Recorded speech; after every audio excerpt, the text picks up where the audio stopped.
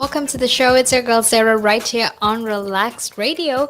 Now you're tuned into the final hour of the sunrise, and I have a lot of interesting things to be sharing with you. So make sure you stay tuned because we're going to be talking about doggy dependency. Okay, how to actually take care of separation anxiety, especially that was created between us and our dogs during the lockdown. Okay, so that's what we're talking about, and that is in fact an interesting topic to be talking about because a lot of us got pets during the lockdown, and now our pets are in fact attached to us. So how exactly is do we deal with it? How exactly do we make sure that how exactly do we make sure that we can now move back into our lives, our normal lives, and make sure that our dog doesn't follow us and doesn't basically come with us wherever we go? Okay, now, that is what we're talking about. But before we head into that conversation, I would very quickly actually remind you to get in touch with me. You can text me on 078 You can call me on 079 If you want to do, you can actually do that. And I would absolutely love to hear from you about your thoughts and opinions on it as well. Okay, and another thing you can actually do is to go follow us on our socials, which is Facebook, Instagram, Twitter, and TikTok. Join our conversation. Go follow us on our socials because that way you can actually be informed and updated about everything that happens, not just here in the United Kingdom but everywhere in the world as well. Asia, Africa, the US, Europe, everything that happens, you can always make sure you're updated and informed. And don't forget to download our app, which is available on both the Apple App Store and the Google Play Store. Basically, what is going to happen or what will happen is you can actually be a part of the conversation at any time of the day from anywhere in the world. And that's absolutely amazing because we talk about everything from science, health, technology, environment, fashion, gossip, music, entertainment, whatever it is that you want to hear. We talk about all of it, okay? So make sure you go download the app, make sure you listen into the conversation, you join into the conversation because that is absolutely amazing. Okay. And I would absolutely love to hear whatever it is that you have to say, whatever it is that you want to share with me as well. Okay. But right now, let's actually head into the conversation, which is basically about how to break post lockdown separation anxiety, especially in terms of our dogs. Okay. Now, lockdown has been hard for all of us, and when I say all of us, I don't mean just ourselves, I mean our pets as well, okay? Because our pets have had to get used to the fact that we're now constantly at home and they can't do all of those naughty things that they used to do when we weren't at home, okay? And the truth is, right now, my dog wants my undivided attention. My dog actually cannot just let me be, and I don't hate it. I absolutely love it. I love the fact that my dog appreciates me. But sometimes, with the way things are moving right now, with everything getting back to normal, it's in fact very hard for me to give my dog that level of attention that I gave him before the pandemic, that I gave her rather, before the pandemic. Okay, now I absolutely adore my dog Bella, and she's this German Shepherd with a sweet nature and a button nose, and she's so cute. Okay, like she has this adorable puppy eyes, and whenever she wants something and you say no to her, she will look at you. She will look at you like this, with her like eyes raised, and she's gonna be like. And it's really cute. Obviously, I can't imitate my dog. I'm not that great at it. But you know what I mean, right? We've all seen like these cute dog videos. Well, put all of those cute dog videos into one and you will get my dog. She's absolutely cute. She's such a sweetheart, and I love her. Obviously, like who doesn't love dogs, right? And she always runs around. She's so energetic, She runs around like a rabbit rather, and she always pulls a lopsided smile every time me and my family we greet her in the morning, right? And the moment I wake up, and you know what? I don't even wake up. She comes running, not running really, but she always comes, and when I'm asleep she always licks my hand. That's how she wakes me up. And initially it was like the most annoying thing because I do not want to be woken up by dog saliva, but that's just the way things are right now. Okay, that's just how things have changed, and that's how my dog wakes me up now. So I don't even need to set an alarm because my dog knows what time I need to wake up, and she just comes and wakes me up anyway. Okay, and that's what it is. And she also likes to get like really close to me, you know what I mean? And when I say close, I mean like really really close, like in my face close sort of thing, because after that she just stares at me like, with her cute eyes. I'm not really good at imitating my dog, but I think you get a general idea of what I'm talking about, right?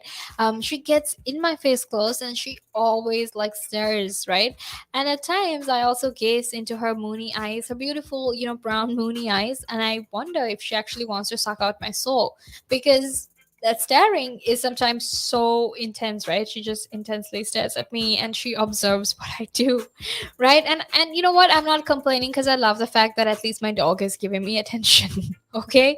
Um so obviously I love that, and we actually got Bella a few months after the start of the first lockdown, and like so many other people, we also realized that we actually had space in our lives for a dog once the daily commute had been put on pause, right? And also, I was done with school, I actually had more time on my hands, and my siblings were at home, my dad was at home, everyone was at home, so we thought, why not, why don't we just get a dog, because it's going to be fun.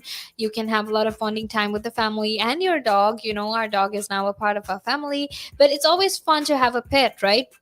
And there's so many research that has found out as well that having a pet can actually help you if you have depression, if you have anxiety. Having a pet can actually help. And we know that there are different dog breeds that are actually used for therapy, to help people who are going through depression. There are a lot of pets that you can actually have, pets that you can play with if you're going through deep emotional, mental problems, right? And we've seen this as well. So obviously, that wasn't the reason why we got a dog. We just got a dog because we realized we have time for one. We realized, like we needed to spice things up a bit. We needed our lives to get a bit more interesting than just staying at home all the time and just staring into the phone or staring into my computer screen or even to the TV. So that's why we got a dog. So after, like a lot of other people, we realized, we actually have time to have a dog. We have time to hang out, not hang out, but you know what I mean. We have time to play with the dog, we have time to give attention to the dog. And a year on, she's actually firmly a part of our family of six. So that's just me, or my parents, and there's me, my brother, my sister, and our dog. So that's six people in total. And she is a huge part of the family. Like every morning, when we wake up, she's always running around. She loves to jump onto my lap. She gives us very sloppy kisses, and she's absolutely adorable. She's like the light of my life, to put it quite simply. And also, because of COVID, she has seen very few other people close up, because obviously almost no one came into our house. And I didn't invite any of my friends over, or even my siblings. None of our friends actually came over, because obviously, because of the pandemic, none of us could actually go out and none of us could invite people as well. So because of that, Bella hasn't actually seen a lot of people close up, and in fact, I have become the main focus of her devotion, her world, and even her guiding star, to put it that way. And I absolutely love the fact that my dog gives me so much attention, because I think my dog is the only one that pays attention to me. As sad as that sounds, I think it's the truth, okay? But I almost seem to have become her guiding star, her world. She follows me everywhere, and I follow her everywhere too. I'm not saying I don't. I also think that the reason she's so attached to me is because of something I do as well. I mean, obviously, when I give her my undivided attention, then it's quite obvious that my dog is going to get attached to me and I'm going to get attached to my dog, right? And that is what is currently happening as well. And no matter where I go, even if I go to the toilet, even if I go to the garden, she's always following me, and she always runs around and greets me as if as if I'm the messiah. And even after I've stepped out of the house for just 5 minutes, like I can't even get up, get off my chair and walk to the garden, because she like notices it. So she looks up and she stops what she's doing and she starts following me. It's basically a modern day version of Mary Had a Little Lamb, except the lamb is my dog and I'm Mary, right? That's just what it is. And like I said, I've she's become the main, or rather I've become the main focus of her world, and she follows me everywhere. And in truth, what I have created is in fact a Great Dane sized problem, right? I've turned her into a Velcro dog, a sticky glue dog, right? Because when I'm sitting at my desk, she eyeballs me, which is very hard to ignore. Come on, she's really cute. It's hard to ignore my dog, who is so cute and so adorable. And if I'm on the phone, she paws at me, right? Like, she always constantly wants my attention. And recently she started barking, and she only stops if I tickle her tummy, which is like, girl, you can't keep doing this. I have to work as well, and sometimes, when I'm working, she always comes and, she gets on her paws, and she's like balancing on me, she's leaning on me, and she's like, wait, she's like looking up at me like that, like, please give me attention, please pat me on the head. And it's so cute, and it's so hard to ignore, that I eventually give in to it, even though I try to ignore her, and I try to act like, I don't want to give you attention right now, because I'm trying to make sure my dog doesn't have a lot of separation anxiety. It's very hard, because after a while, I myself, like, I want to give in. She looks absolutely adorable when when she does that, right? And when I'm not around, she actually mopes around pathetically. And obviously, when I go out to work or whatnot, I leave her at home with my parents, right? And my parents love dogs. And even though I'm out for like a few hours, it's still not a success, because the moment I head out of the house, she actually climbs onto my window, and she, like, obviously the window is closed, so she climbs onto the window, and she lays there, and she waits until I come back home, or she waits until she hears the gate open, so she knows that it's me, right? And my dad was actually telling me recently that this is probably the first time that he's seen a dog shed actual tears, right? So you can kind of understand that there is a lot of attachment issues between me and my dog. I'm attached to my dog, and my dog is attached to me. And obviously, that is not something that is very healthy. I'm not saying it's bad, but it's not something that's very healthy either, right? Because my dog is going to have a lot of problems. It's going to have, she's going to have a lot of issues, especially when I have to go to work, and when I have to work long hours, and she's not going to see me for the rest of the day. She's going to have a lot of separation anxiety, and I'm the reason, I've given into it. I'm also part of that problem, right? So make sure you stay tuned, because we will be back to keep talking more about, separation anxiety, how to deal with your dog having separation anxiety. So until then, make sure you stay tuned. Again. But now, if you say to a child, if I went up to a child and said, you've had one to forget, God, there'd be an inquest. Me, why did you reject my son? Well, I haven't rejected your son. I want to talk about, how the generation gap, has how much it's changed, especially when you check the youth nowadays in comparison, to people back in the day. I'd say when I was younger, it was more disciplined. Not now. In comparison to now. Not at all. Not now. The way things are nowadays, the younger generation, you seem that they can't accept the word no. If that makes sense. They can't accept rejection, essentially, is what you're trying to say. Yeah, they can't accept the word no. So if you, how did I do? Or you didn't do very well, and they get upset. And when I was a youngster, my father used to say to me, because I used to be sport mad when I was very young, well, I still am sport mad, but like participating in different sports. And if I had a bad game, for example, he might say to me, you had one to forget. That's it. Your dad sounds like a smart guy. I mean, damn, that's the real fact of the matter, yeah. He'd say to me, you had one to forget. Get over it. And that was it. So I dust myself down and do it again. But now, if you say to a child, if I went up to a child and said, you've had one to forget, God, there'd be an inquest. An inquest. Me, why did you reject my son? Well, I haven't rejected your son. Or daughter. I've just told them that they need to buck their ideas up. That's the truth right there. I mean, if you think about it, if you check the generations, like right now in the US as well, I've seen a lot of these things as well. In the UK, you get medals for participation. But what's the point? What are you trying to? Yeah, what's the point? Either you win or you lose. People are so afraid to put that whole notion of lose. When it comes to right now, the generation gap is just crazy. How much a lot has changed. Social media has taken control of our lives, and we don't even realize it anymore. We're crippled because of it.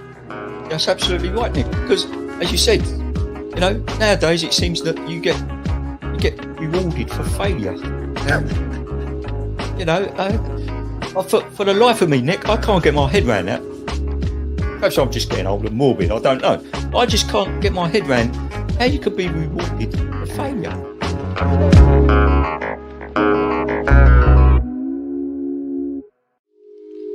The valuations that you place on an asset are always behind you. It's always in hindsight. It's never in front of you. And that's one of the challenges, right? Because you're always valuing what happened yesterday. And what you need is what's going to happen tomorrow. What am I saving or investing for? Why am I doing it? When will I need the money? And how much money do I need? Yeah. So that's quite important, because when you're looking at your net worth, you got to start with saying, well, what do I want my net worth to be, so that there's a goal, and then work backwards. How do I get there? And if I can start with £50 or $50 a week, if I save that every week, and you can go online and use calculators online. I don't have to teach you the maths behind it, but you can say, okay, and if I get a 3% return and I put this away for how long will it take to reach my goal? And that's called just this basic cash flow projection calculations. And it's what we use in financial planning all the time. What we say to clients is we say, okay, what is your goal? What is your objective? Where do you want to go to? And we discuss that in a lot of detail and over most of the meeting. And then the rest of it is saying, okay, in your exact circumstances, with your risk profile, with how you feel about investments and pensions and taxes and where you are and who you work with, and your education level or your lack of education, or how involved you want to be. There's a lot of variables that we take into account. And then we say, okay, here's a plan. You start like this, that's great.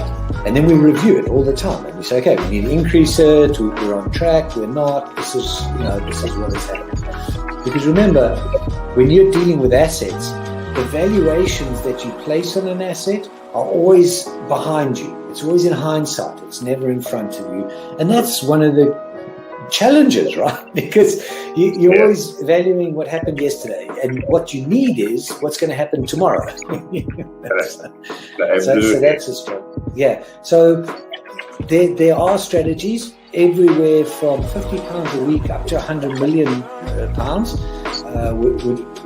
and they're different. Huh? They range differently from everyone, but and from country to country, to be fair. Different countries have different tax laws, so with different vehicles. But from your point of view, at the sort of normal end, I'm not going to call it the low end because I'm in that boat as well. It's as tax efficient as you can get it. That's where you start. You use all the tax efficiencies, and then you step up into different things.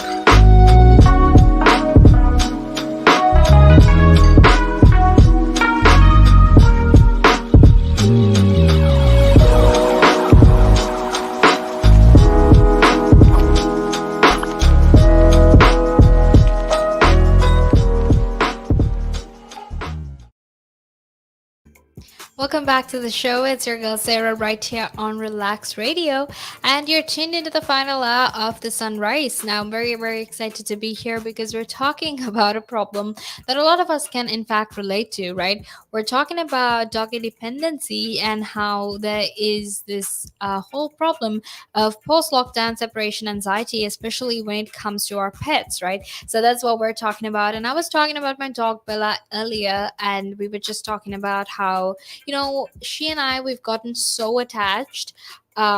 She basically looks at me like I'm her savior, that like I'm her world, and she pays so much of attention to me. And I can't say I'm complaining. I really love the fact that my dog pays so much of attention to me. And she's, absolutely cute. She's so sweet and she's so adorable. So obviously I'm not going to be complaining about the fact that she loves me, right? So That's what we were talking about. Now let's actually, keep talking, or we'll continue this conversation about why exactly a lot of pets are dealing with separation anxiety right now, right? But before we get into that conversation, I want to very quickly remind you that you can get in touch with me. All you need to do is just text me on 07852473473 and share your thoughts, your opinions, whatever it is that you want to share with me. Make sure you do that. And don't forget to go follow us on our socials, which is Facebook, Instagram, Twitter, and TikTok. That way you can actually, you know, um, be informed, updated, and stay, be aware of everything that happens, not just here in the United Kingdom, but in fact all around the world. Okay. And if you're someone who's interested in science, politics, health, international affairs, different types of things that happen in the world, well, the best place rather to listen to all of that would be on an app which is available on both the Apple App Store and the Google Play Store. So just download the app and make sure that you tune into the conversation at any time of the day that you want, because we are here for you all the time. Okay. So make sure to tune into the conversation, make sure to share the conversation, and make sure that you share it with your friends and people that you think will be interested in what we're talking about. Okay, so make sure to do that. But right now let's actually head into our conversation, which is about doggy dependency. How there is this whole separation anxiety. Now look, earlier we were just talking about my dog Bella, and I'm aware that this neediness is largely my own creation, right? And the truth is, it's not sustainable. Now, at the moment, foreign holidays are obviously essentially off the agenda. But in the future, I want to go. I mean, my family and I, we do want to go abroad, right? And because right now we don't actually have any thoughts of going abroad, we don't have any thoughts of a foreign vacation. There's actually no need to leave Bella at home.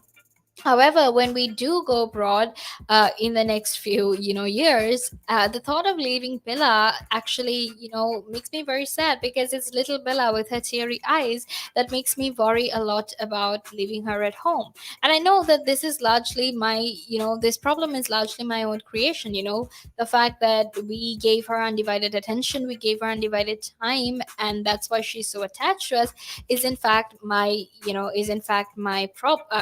creation.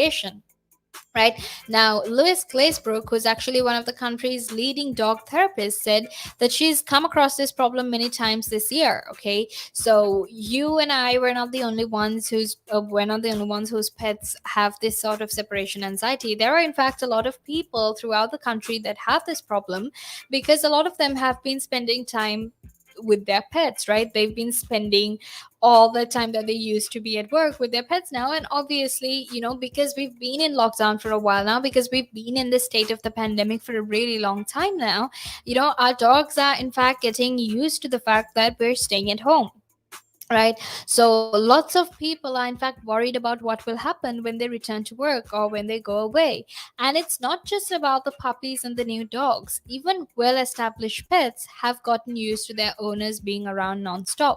Okay, even those pets who've been comparatively not alone, but pets who've been by themselves for a long time are they themselves now so used to their owners staying at home. They're so used to always seeing their owners that they themselves have developed separation anxiety. So it's safe to say it's not just you or I, it's not just me and my dog, that there are in fact a lot of other people out here who are going through that exact same problem, who have that exact same problem as well.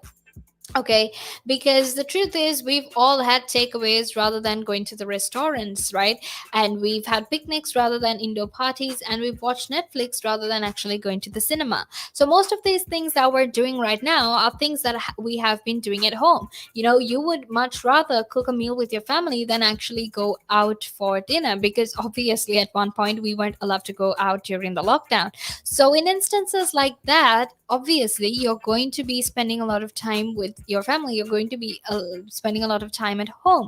And when that happens, your dog is going to be there with you, because obviously your dog is a part of the family as well, right? Your dog lives with you, so your dog is going to get used to the fact that you're always at home. And of course, this problem isn't there only here in the United Kingdom. It's in fact global. Everywhere, people all around the world are in fact experiencing it. Now, the Atlantic magazine actually reported a massive rise in requests for dog trainers in the United States, and for dogs who never had guests in their homes, never had a stranger walk within 6 feet of them, and they also didn't go outside at all during the worst of the lockdowns. Okay, so we need to, sort of, if you're getting a dog, if you're thinking of getting a dog, or if you're thinking of how to deal with, your dog suffering with separation anxiety, especially because things are going back to normal. A lot of dogs have been going through this, similar feelings, similar situation, right? Because a lot of them haven't, come across other people. They haven't seen strangers. They've never had, they've never felt what it was like, or they've never seen other people come into our house, because all of those things ceased during the lockdown.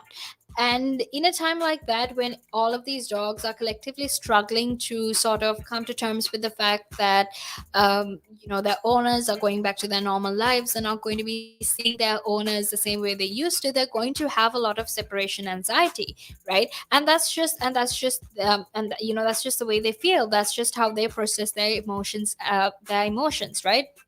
Now, one of Lewis's greatest lessons is not to expect some sort of wholesale personality change, okay? If you're trying to change your dog, if you're trying to make your dog get used to the fact that you probably won't be as at home as much as you used to, then you can't expect your dogs to change overnight, right? And the reason is because not all dogs are going to be a vaggy, greet everyone sort of dog, right?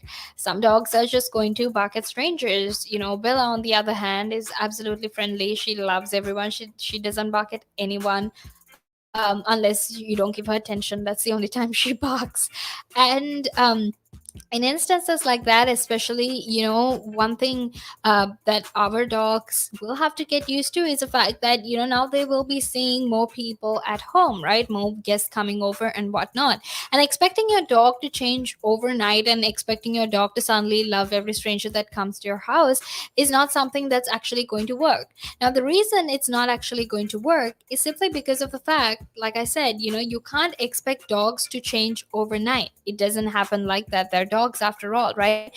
And you need to also come to terms with the fact that your dog might not necessarily greet everyone in a happy, waggy, wag their tail sort of way, right? Your dog might, just stare at that person, or your dog might bark at them, because that's just how dogs are. Different dogs react to seeing different people in different ways, and that's just how it works, right? So obviously, expecting your dogs to change overnight isn't something that's going to help either, right? Your dog is definitely not going to change overnight. So another thing that we've come to think of dogs, or another way we see dogs, is that as a society we've come to think that that's what, dogs are. We always think that they're this waggy, greet everyone sort of dog, right? We always think they're cheerful, they have happy personalities and whatnot. And sure, most dogs are like that, but the truth is they're not actually the way we think they are. They're not this waggy, greet everyone sort of dog, and they're each different according to their breeding, their early imprinting, their socialization, the way we raise them, and the environment they go on to live in. So, because of things like that, dogs actually grow up in different ways. And if you actually think about it, that's how humans are as well. The way we treat people, the way we react to people, the way we interact with people, all depends on the sort of background we grew up in. It depends on the sort of value systems that we have, the values that we were taught, and the beliefs that we were taught, right? So, obviously, if you grow up in an environment where your mother teaches you to be nice to everyone, she asks you to be kind to everyone, she tells you to be accepting of everyone, and she tells you to be careful of strangers, then when you grow up and when you interact with people, you're going to keep those things in mind. You're going to be nice to people, but you're also not going to let people take advantage of you. And that's the same with dogs as well. According to their breeding, according to the environment they grew up with, or the environment they grew up in, and their socialization, they react to things differently, they react to people differently, and they grow up to be different, right? And the truth is, there's actually no quick fix to wanting your dog let go of separation anxiety. You can't quickly fix your dog. You can't just not give them attention for 5 minutes and expect them to not want your attention, right? Because it actually takes several months to make changes. And something that she's heard a lot of people say is things like, oh, you know what, I've taken a week off to settle the puppy in. And it's ridiculous because in a week you can barely make any changes in that time. It's just a week. Dogs don't change like that, right? So obviously, in terms of wanting your dog to change, obviously in terms of how your dog is going to react when they finally realize that that you can't always spend time with them the way you used to, it's going to be difficult to deal with all of that. It's a whole other process as well. Now make sure you stay tuned, because I will be giving you a few tips on how exactly to deal with this and what exactly you can do. So until then, make sure you stay tuned, but right now we're going to head into a small break.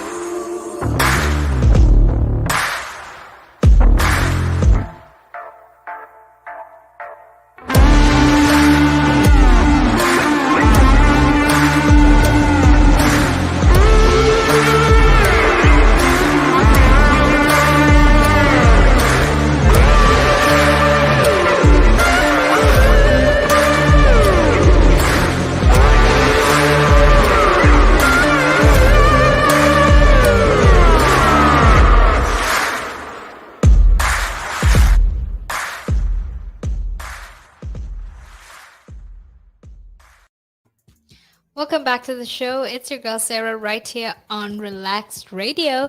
Now it's in fact, almost the final few minutes of the show, but don't worry because Jamie will be here later on to keep you informed about everything that happens in terms of entertainment and in terms of how the industry works, right? So make sure you stay tuned for that. But right now, let's actually head back into our conversation. But before we actually head back into that conversation, I want to very quickly remind you that you can, in fact, get in touch with me. All you need to do is just text me on 078 or you can even call me up on the same number, right? And you can, in fact, go follow us on our socials, which is Facebook, Instagram, Twitter, and TikTok. That way you can stay updated and informed about everything that happens right here on Relax Radio, but also around the world as well. So make sure you do that. And don't forget to download the app, which is available on both the Apple App Store and the Google Play Store. You can listen in from anywhere in the world at any time of the day. You can join this conversation, be a part of this conversation, and that is absolutely amazing, right? So make sure to do that. But right now, let's actually get back into our conversation. about dogs and separation anxiety, and how exactly do we, deal with all of that, right? Now, being greeted and loved is one of the main reasons we get a dog, right? Now, Louise actually said this because let's be honest, we love how our pets give us attention. We love the way our pets react when they see us, and we love the fact that they love being with us, right? And that's why most of us get pets, because they make us feel, they make us feel good about themselves, because we feel loved and we know that our pets care about us, right?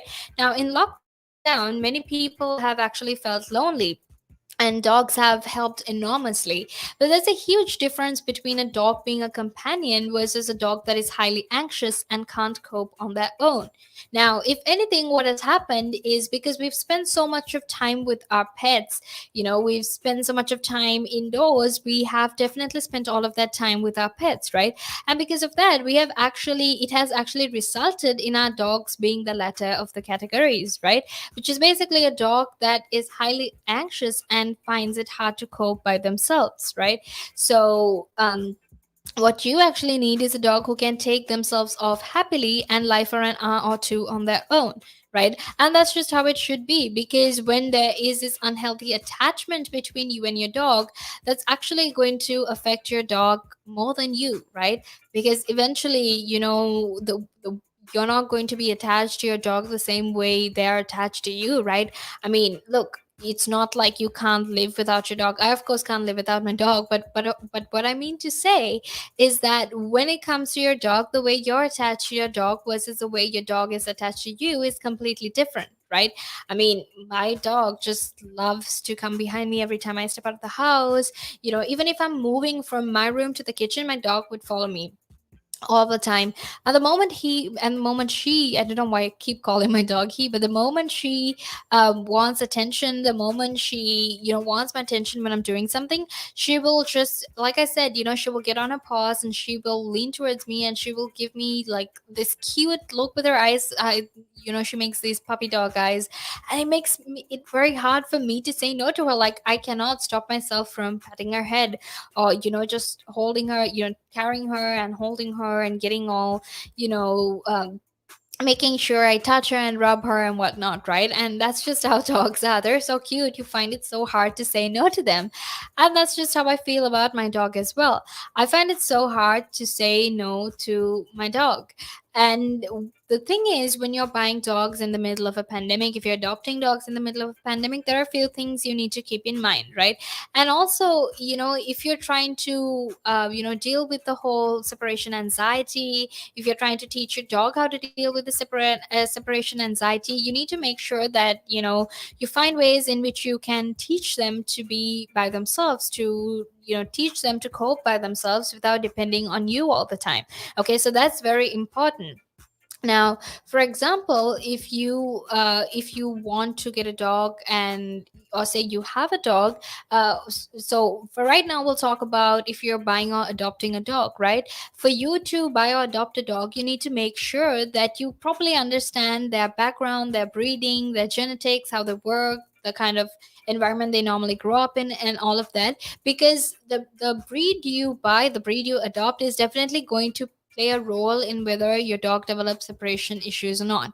Now, for example, German Shepherds are in fact very loyal dogs, right? They're very loyal. They're very, they want a lot of attention. They're very attached to their owners, right? So that dog breed is a dog breed like that. Whereas, there are other breeds of dogs that aren't as attached as German Shepherds are. They don't want as much attention as German Shepherds do, right? So obviously it's important for you to make sure that you're aware about your dog, the breed of your dog, their background, their breeding, their genetics, before you actually get the dog.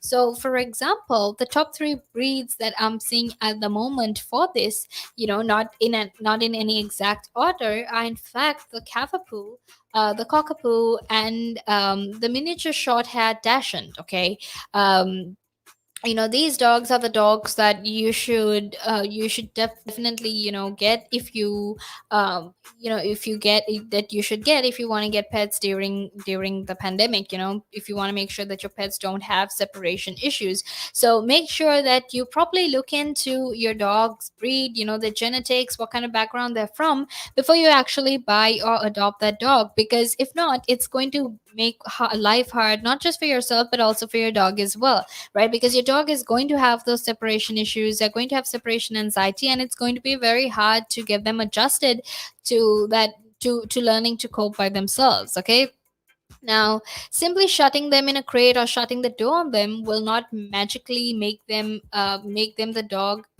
or make the dog able to accept separation. Okay, because if it was that easy, obviously, there would be no issues. None of us will be having issues, and not just people here in the United Kingdom, but in anywhere in the world, none of us would be having issues if it was so easy to make your dog to get your dog to change and make your dog understand how exactly that, or make your dog understand the fact that you have to go to work sometimes, that you're not always going to be at home, right? Instead, what you should do is you should actually spend your time on not encouraging dependent behavior, like talking to them each time they follow you from room to room or to make a cup of tea. Okay, so just acknowledge the fact that your dog is there, but you don't have to give them any sort of additional attention, or talk to them, or always pat them when they're following you from room to room or whatnot. Okay, I mean, obviously it's okay to pet your dog once in a while. Please don't stop petting them. I know how much dogs love rubs, and they love being patted on and whatnot, but that doesn't mean that every time you step out of the room, that doesn't mean that every time you're moving from room to room, that you need to talk to your dog and basically incentivize or motivate this sort of dependent behavior, right? Because that's definitely not going to be helpful if you're trying to deal with these separation issues, or if you're trying to make your dog get adjusted to a lifestyle, or not necessarily lifestyle, but to a time when you're not always at home. Okay, so make sure you do that, and make sure you don't encourage dependent behavior. Now, something else you need to do is you actually need to allocate about 3 to 6 months to properly begin teaching a puppy about separation. Okay, and you should definitely seek out a behaviorist to actually assist you, because each dog is different, right? Obviously, what I'm doing for my dog, you can't do it for your dog, because our dogs are different. The breeds are different, the way they grew up is different. So there is no one size that actually fits all. Okay, so make sure to get a behaviorist, make sure to get someone like a dog therapist, a behaviorist, someone who understands dogs, to actually help you to get through with that whole process. And also keep in mind that you can't do something like this overnight, you can't do it in a week. It takes at least about 3 to 6 months to actually make that kind of change, for your dog to understand that kind of behavior, and for your dog to actually be fine with being by themselves. Okay, now, do make sure your dog or puppy isn't bored or has too much energy, as this can actually massively contribute to separation issues. Okay, if your dog has way too much energy, then that's also going to contribute to separation issues. And also make sure there are different tricks, or there are different treats that you leave for them. They have different toys, they have different things that they can play with, especially if you're not at home. Okay, because if they don't have these treats, or they don't have these things to play with, then they're going to be attached to you, right? And they're always going to want your attention, because you're the only thing that they're going to be able to play with. You're the only thing that's going to give them that attention. You're the only thing that will keep them distracted or focused, right? Whatever it is. So you need to make sure that if you're leaving the house, you leave a few things lying around for your dog to play. You have a few snacks, few treats that your dog can eat, or even some, leave out a bunch of snacks and what, so your dog can eat it if you're not at home and if they're playing by themselves. And you know how energetic puppies and dogs can be, right? They will eat so much and then they will run around the house. So always make sure to keep a few snacks, or a few games, a few tricks, or things that they can play with. Okay, and you must always only give chews and treat dispensing toys when you are there. Otherwise, you sort of risk making these items into trigger points if you start using them and then heading out of the door, right? And your dog will soon stop using them and won't pay them any attention as they realize it's a signal that you are going to head out. Okay, so always try to give them chews and treat dispensing only when you're there. Don't do it if you're not there, because what's going to happen is your dog is going to then not pay attention to it. Your dog is not really going to focus on it either, because they know that the moment you take it, it's a signal that you're leaving, right? So in instances like that, it gets very hard for you to then control your dog, or make your dog understand that you're going to be leaving, or make it very hard for your dog to even understand that they will have to be without you for a couple of hours until you come back after you're done with whatever it is that you have to do, right? So always make sure you keep that in mind. Make sure you use these tips, these steps, if you're thinking of buying a dog, if you're dealing with your dog having separation anxiety, because it's definitely going to help, right? And you can obviously find a whole bunch of other resources. You can find good dog therapists and whatnot. All you need to do is just Google. You can find a few people that will actually help you out as well. So that's definitely going to help you if you're dealing with separation anxiety, if your dog is dealing with separation anxiety, and you want to make sure that your dog is in a much safer space, or your dog finds it much easier to actually be when you're not around, or when you're not at home. Okay, so that's what today was all about. But don't worry, because Jamie will actually be back in a few minutes, or Jamie will be here in a few minutes to talk to you about different things that happen in the world. So until then, make sure you stay tuned. But until then, I hope you have an amazing day. I hope you have the bestest of days. But I will be here again tomorrow morning. So until then, hope you have a great day.